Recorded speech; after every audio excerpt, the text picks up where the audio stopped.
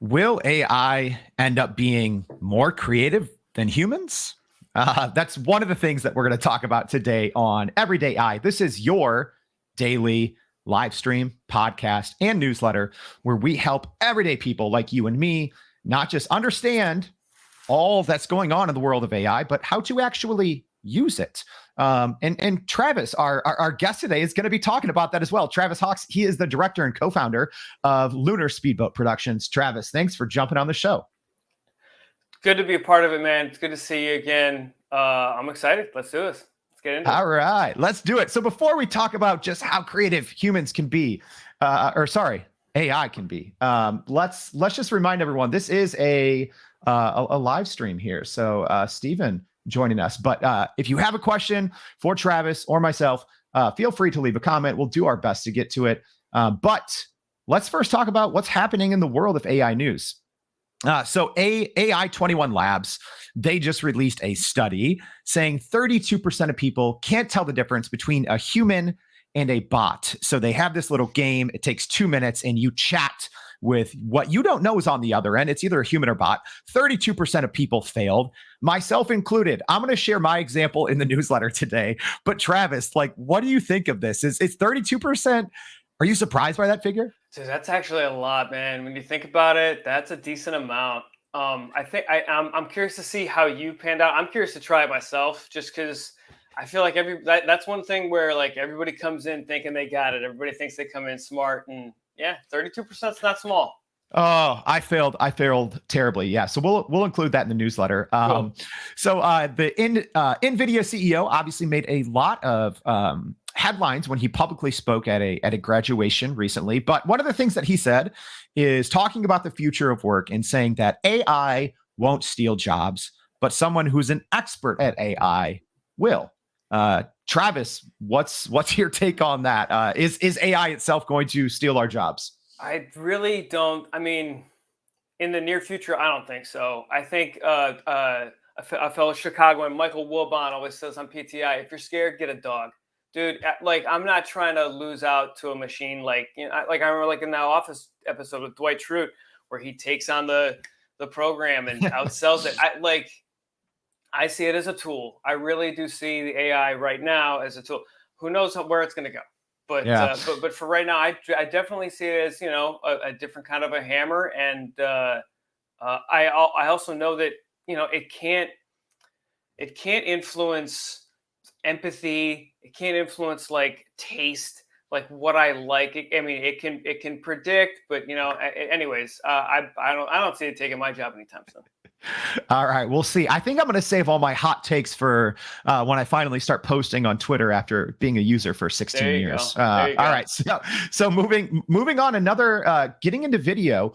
So a pretty large company called StoryKit. They just announced a new tool that's going to allow text to video, but specifically for SEO-ready video campaigns, where you type in a text prompt and it spits out a video that is SEO optimized. Thoughts, Travis? That like text to video is really fascinating because on one hand you can give one sentence and it'll just run with it.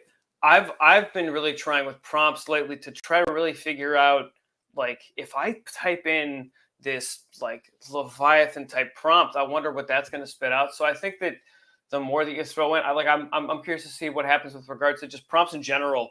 The more you throw in, what do you get out of it? Whether or not it like really drills down, or whether it skews off, or whether it only reads like the first 3 sentences and then ignores the next 6 paragraphs, that kind of a thing. That's where I land with prompting and that kind of a thing.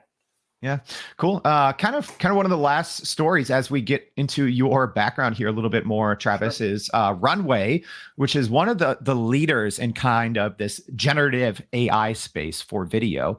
So it was just announced that Google, as part of a $100 million funding round, has invested heavily into Runway. But it wasn't. I mean, yes, it was for the company, but it also seemed like it was a shot at Amazon and their web service, so AWS. Kind of Amazon had really been marketing that Runway was one of its customers for its cloud computing, AWS. Google invested a lot of money. So before we talk about Runway, Travis, what do you kind of think of just that battle of these huge companies saying like, no, use our service and we'll invest in you, so you Yeah, do? I was about to say that's one of those good problems, getting too much money thrown at you. Yeah, I'm not. I think the more money and the more attention that gets put into things like Runway, like it will just. I think it's just going to get better. I don't know if anybody else that's listening has dove in on Runway and their like whole YouTube channel, but their tutorials are fantastic, and that's how I came up, man. I came up. I didn't go to film school to do what I do. I went to law school for a little while, then dropped out. So I've had to learn online how to do what I do, and Hmm. Runway's been a fantastic way to do it. So I'm for one, I'm glad that they're just getting clout thrown at them, whether it's money or hits or likes or whatever. But it's one of those things where if you see companies competing, there's noise being made, and that's Yeah. pretty good. I Absolutely. So let's talk a little bit, Travis. So Sure. how has AI and all of these different tools that are out there specifically to help creatives, right? Because that's kind of the first space that a lot of these tools are kind of splashing in, is to help with creatives write content, better visuals, better video. How has that played a role in kind of your career specifically of recently? Yeah, so I jumped in on Mid Journey and Dolly 2 after a great friend and a great architect, named Steve Corliss. I think he just jumped on here. After he put me onto it, I figured out like, oh man, you can just make stuff up. And I think I had just got back from Spain, and the first picture I made was the Sagrada La Familia, and I made it out of Sour Patch Kids. Like you can just kind of create, and you can just sort of have fun. And I think that there's a really fascinating way of like, this can imagine what isn't, and that's beautiful. But I think that how I all right, let me reverse a little bit. The way that I have utilized it is trying to more like, I'm not going to use that picture. Hmm. There's no way I'm not going to be able to apply that. So, but I can, sort of drill down and figure out what I need it for. Like, how can I, once again, like like I saw somebody post in the comments, it's a different kind of hammer. I saw Yeah. somebody on another one of your podcasts say, it's a springboard, man. It's a wrench. It's not a Rembrandt. It's a definite tool. So I have needed certain things that like didn't exist. So Yeah. that's one way that I've used Midjourney and Dolly 2. I had to use so right now I'm a video producer at an American Stage Theater down in St. Petersburg, Florida, and it's a nice regional theater, and they're really letting me run with regards to video production and social media stuff, man. It's fascinating to be involved in like a really visual art, but understand that they don't usually utilize video the way that somebody on and with like even like a restaurant, Sure. like restaurant social media accounts are blowing up. But anyway, Yeah. so this theater, man, we've needed to utilize like bringing from the past and throwing and bringing it to now. So I've had to make up images or like go get stuff that I might have to like pay for, like certain things, like if I wanted to get like a pixel art shot, or if I wanted to go and get like a stock image, something like that. Man, I can kind of just go make that stuff, and Yeah. that's one way that I've been able to utilize it. Yeah, so Travis, I'm going to share this on the screen now. So you sent Go me right ahead. a photo that you kind of created. So just talk about kind of first of all what this photo is, and then just let's talk about what it means.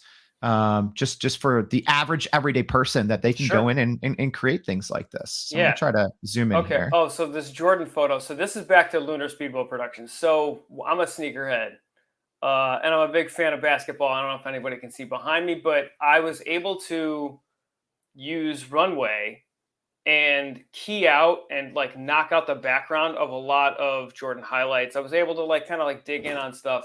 And the reason why I wanted to share this is that although there are certain aspects of runway that aren't like elite yet, man, there are certain stuff there. The first day I tried Runway, I was able to key out, then bring in text behind somebody, and then overlap that. So now it looks like there's text between me and my background.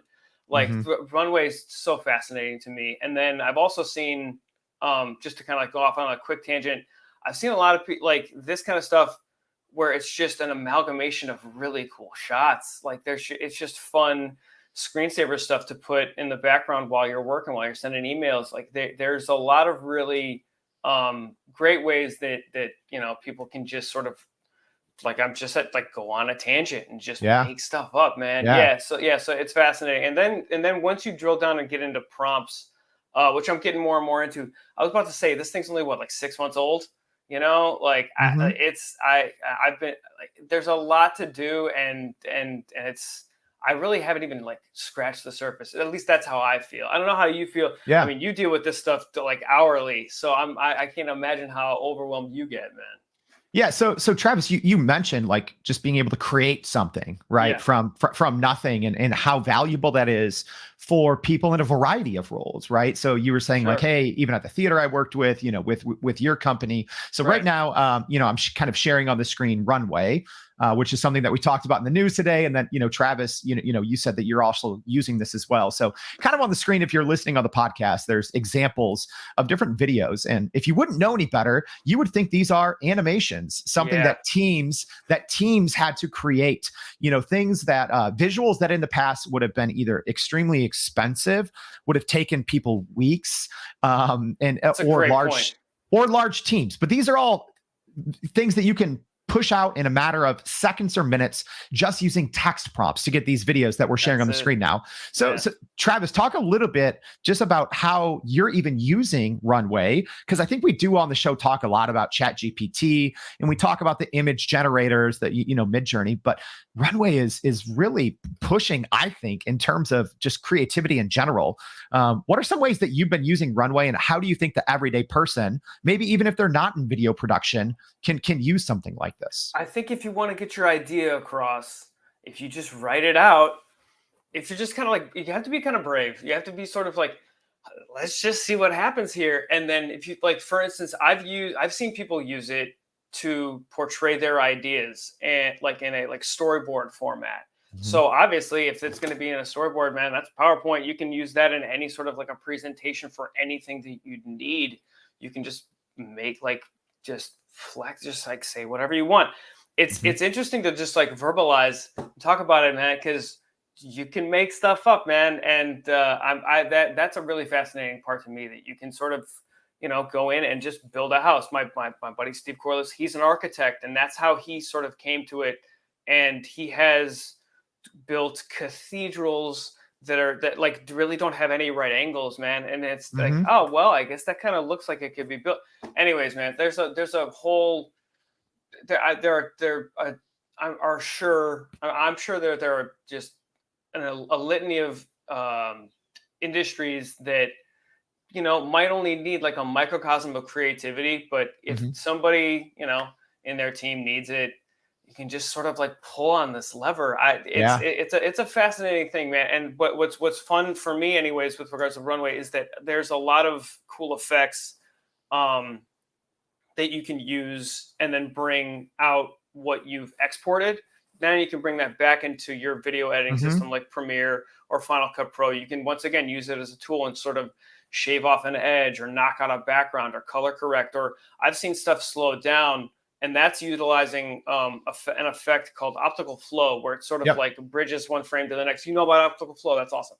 So, Oh yeah. anyways, man, yeah. So okay, yeah. So So real yeah, quick, Travis, because it's you fascinating. mentioned, so sorry, you mentioned Stephen, and we actually have a comment from Stephen. So and a lot of Good stuff. comments. So we're gonna go through these rapid fire. And if you do have any questions for Travis, please go ahead and drop them in the comments here. So Stephen asked, curious if the different kind of hammer will make users build different products. How are these new tools making filmmakers rethink plots, stories, effects, and workflow to create films and movies? So, Travis, what's your quick hot take on that? Rethink plots. Sometimes if you type in a prompt in Dolly 2 or Midjourney, it'll go off the deep end, and like Hmm. that's not anywhere near what I wanted, man. It takes a lot of you need some wrench time. I don't know if you've dove in on those, like, but you need some real wrench time to like sort of like nail something down. So sometimes that's good. Sometimes I can take you on a tangent where it'll lead you down a really cool idea for a story, man. But sometimes it's like I said, man, it's not 100% yet. It is still a little clunky. You can't tell that when you type in photorealistic. Man, it's soft edges. It's kind of clunky. Does that person have another limb? Whatever, Yeah, the sixth finger always pops up. Yeah. Jolene asked if we can share a link to the theater. We absolutely will. We'll make sure that in the newsletter. So make sure you're signed up. Go to youreverydayai.com. Every day we send out a newsletter kind of recapping what we talked about on the podcast with not just things that Travis is speaking about. So yes, we'll have a link, but also just other techniques and how the everyday person can learn from the show today. So Jolene, we will definitely have that in there. Lillian with a great question for Travis. Travis, have you used Photoshop generative AI feature? Lillian staying on top of this. Shout out Lillian. She told me she was telling people about the show. Thanks for that. But Travis, this new Photoshop generative AI feature, brand new. It's been out for like 5 days. Have you toyed around with that yet? I did it in preparation of this, man. I used it. I wiped away a peer in a photo, and yeah, it's cool. It's cool. The thing is that you need to, like, once again, it's a tool. But it's not like an end all be all, man. You can't just like stamp it and run away. Like, you need to sort of sharpen things up. So for instance, with this, if I were to go out and generate the yellow submarine in this really cool shot, you might need to go in and then like tweak the submarine, because it might have like, I don't know, something coming off of like a spire or like an extra, like flange or something like that. You can use it, and it's really like, that's such a. I wonder what Paul McCartney thinks of this photo. Yeah. So if you're listening on the podcast, I just shared a. Oh, sorry. Yeah, I should have described it. No, it's all good. I just shared a photo. This kind of went, Lillian's question about Photoshop generative AI feature. What that means is you can expand. You can expand on a photo and reimagine what the rest of the photo is, or what Travis is saying, very, very easily, delete something in a photo, but have it do a fantastic job. So there's actually a lot of viral Twitter threads when this first came out. So this is, imagining what's happening outside of that famous Beatles, album cover where they're walking, on that famous road. So Abbey Road. Yeah, Abbey Road there. So yeah, we'll share a lot more of those, but great question, Lillian. So we have another one here from Professor Muhammad, always coming up with great questions for us. So thanks for tuning in every day. So asking, do you think it'll be possible to create ChatGPT movies by script mixed with existing characters, actors, and scenes just by sitting on a computer? Oh, that's a great question. Travis, you're doing this stuff daily. What do you think? Yeah, my fiance did this, man. She because her brother Ray, shout out to Ray, he's a coder, and he's neck deep in this, man. He's on your level.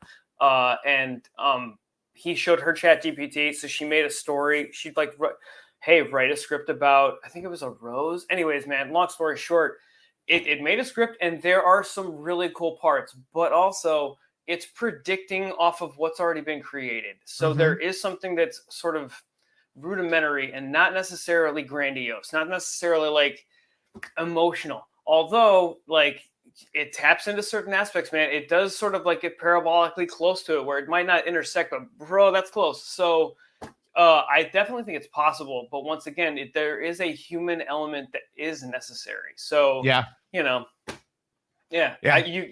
definitely can. My fiance did, and by the way, she's like the co-founder of Lunar Speedboat. So we both are sort of in on trying to produce, and that's what's real fun about obviously staying creative with your better half. But then once again, man, if even if somebody who doesn't have, I would say I'm more on the creative side of our company. She's definitely the more logistical side and handles the stuff, to keep the lights on, man, which is so great. But I think that even somebody that might not have as much of a creative input on something can saddle up and ride, man. Runway, Midjourney, ChatGPT, those are the apps that I use a lot. And it's a blast to just be able to create.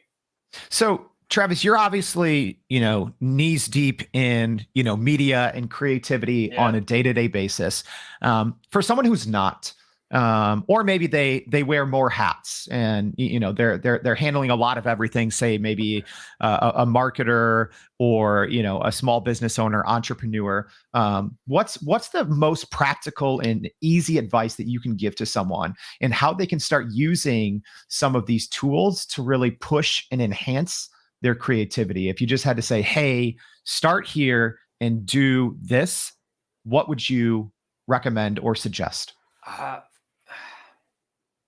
I would start on figuring out, like, taking a second and figuring out what you actually want. Because I think that a lot of people are drawn in by these hyper neon self portraits. Like the Abbey Road shot where you can sort of, like, build an entire galaxy behind them, that kind of thing. It's really cool. But then again, it is also kind of like intimidating, man. You run up and you see people that have made entire fields of flowers, and it's like, oh, that's what I'm sort of like dealing with, or maybe even competing with. And I would hope that people wouldn't do that. I would hope they would just like think, what do I need to do here? So I think that's one aspect. And then secondly, I think joining in on the conversation. Once again, man, the human element, you got to be able to talk to people about this stuff. I think that there's a lot of great Discords and Reddit threads and message boards, which I'm sure you're all plugged in on, man. Like, there's a lot of ways to find, there's a lot of pathways towards getting what you want to do that you didn't know that you wanted to do. And that's just because other people have done it before. And it's not like they did it 3 years ago. They probably did it 3 weeks ago or 3 months ago at the most, man. Like, this stuff is evolving so fast. I think that everybody that's in on this sort of ground floor with regards to AI, I just dig it. I also think that you need to know what you're trying to do. If you're just gonna, like, if you're just gonna jump in, that's cool too. But I think if somebody that doesn't necessarily know, like, what foot to plant first, just understand that, yeah, man, you can create text, you can create photos, but you sort of need to know, you need to have a target. Yeah, no, that's That great makes sense? advice. That's Okay, great good. All advice. right, I'm glad that made sense. All right. So I never like to leave a question hanging. So real quick before we wrap up the show, Travis, another great question from Sure. Steven. So saying, is there a possibility that we enter an era of AI generated feedback loops where the content created is used as data for new content generation? And if so, will future generations lose innovation? This is such a great question from Steven. Dude. And just real quick before you answer that, Travis, I just want to give the everyday person some quick context. Sure. So all of these generative AI tools, so ChatGPT, the Mid Journeys that create images, DALL-E that creates images, everything is trained off of something that humans originally created, and these learning models learn it and ingest it, right? So it's kind of Steven's question that now, Travis, you can get to is what happens when now what the machines are learning off of are from AI generated content. So what's your thoughts? Man, my thoughts are that makes perfect sense, but I'm more curious about what you think, man. You're so plugged into this. I'm more curious about feedback loops and sort of what starts them. I'm like, what do you know about feedback loops, man? Because I feel like there's certain aspects that I can understand, but man, I just create cool stuff, dude. I just try to get the shot, I feel like you're really way more plugged in than I am with regards to this. Yeah, I'll give my hot take. Please, man. So my hot take on this is what we're getting now in terms of output from all of these tools, these Chat GPTs, Mid Journey for images. I'm not saying this is the height of it, but it's hard for me to imagine in 5 years from now that the output is going to be that much better, just from what kind of Steven said, just because there will be less and less original content out there for these machine learning models to be trained on. Not only this, but we're going to have a whole podcast separately in a deep dive on this one, but what this also means for the consumer, because I think when a lot of this AI content first hits, we're blown away because it's like the Beatles album cover. It's like, oh, we've never seen that. It's cool. And by the way, they made it in 6 seconds. What? Like, that's. But I do think that as consumers, we're going to be hit with so much amazing written content, so many stunning visuals over the next coming months that it's really going to be hard for us as consumers to continue to really be attracted to new content, to new visuals, to new creative ideas, just because they're going to be coming at us so quickly. But that's another conversation for another day. Yeah, because then there's rights, then there's like copyrights. Yeah, man. Yeah, you're totally right. Yeah. It's crazy. Travis, thank you so much for joining the show today. Really appreciate your time and tackling all these great questions that came along. So thank you for coming on the show. Dude, it's been a blast, man. It's great to see you, and hope to be on again soon. Yeah. All right. So real quick, as a reminder, please go to youreverydayai.com. And some people don't know this. This is a live show where we interact with the audience, but we also put every single episode out on podcasts. So make sure to check out your Spotify, Apple Podcasts, whatever. Please subscribe, leave us a rating, and tell us what you want to hear and see more of. So thank you for joining us. And we hope to see you back tomorrow and every day on Everyday AI. Thanks.